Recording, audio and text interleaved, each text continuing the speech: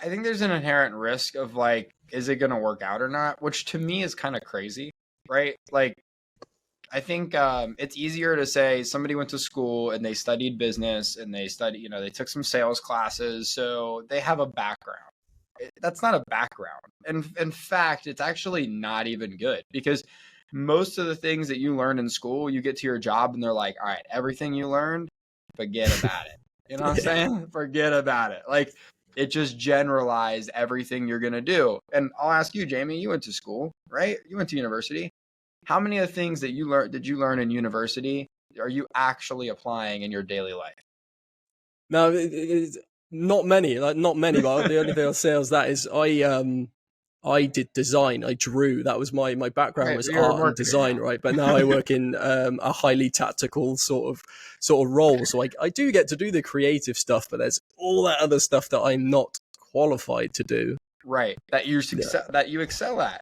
Yeah. Right. If you look at your background, you should be doing, creative design, and you shouldn't be on a podcast.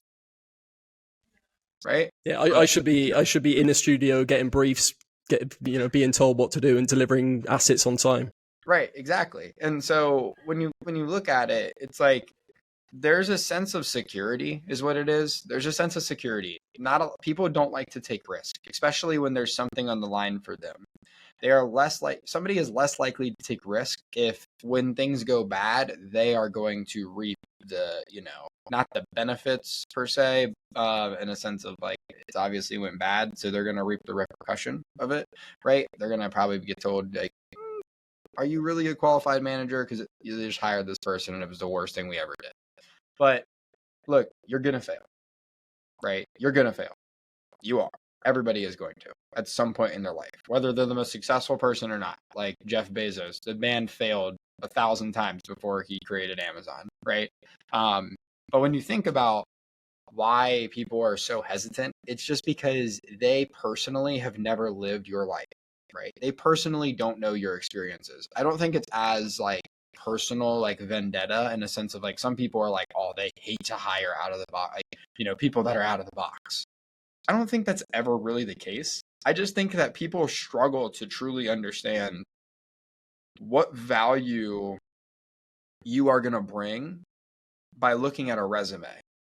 And that's where it's a little bit of an unfair advantage for people who have conventional backgrounds, is like, they can write their resume in a very true, I had a $3 million quota and I closed $7 million in 9 months. Like, holy, you know what I mean?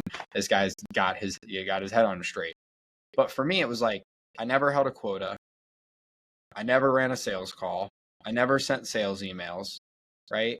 But what I did do is I had a bunch of different data pieces. I had an organizational structure, or sometimes didn't have one. I had to create an org chart. Then I had to say, okay, here's my buyer, my target, right? Here's all the people around my buyer, which was my target. Who am I going to influence, or who am I going to penetrate to draw out my buyer, right? And when I explained that in an interview process, immediately the light bulb went off for Jack. He was like, dude, that makes sense. Like, that is literally, that's harder than what we do, right? Like, you're going to have an org chart. You're going to have the emails. You're going to be able to talk to them. It's like, I never got to talk to these people. You know what I mean? I never got to meet these people. I sure as hell didn't sit on Zoom with them, right? Or send them emails. And so there's a lot of things that I did that just don't make sense to somebody who's never had the chance to do them before. And so you just have to really master your craft of being able to articulate that, because if you can't articulate it, then it's really impossible for the person who's interviewing you to understand what value you can truly bring.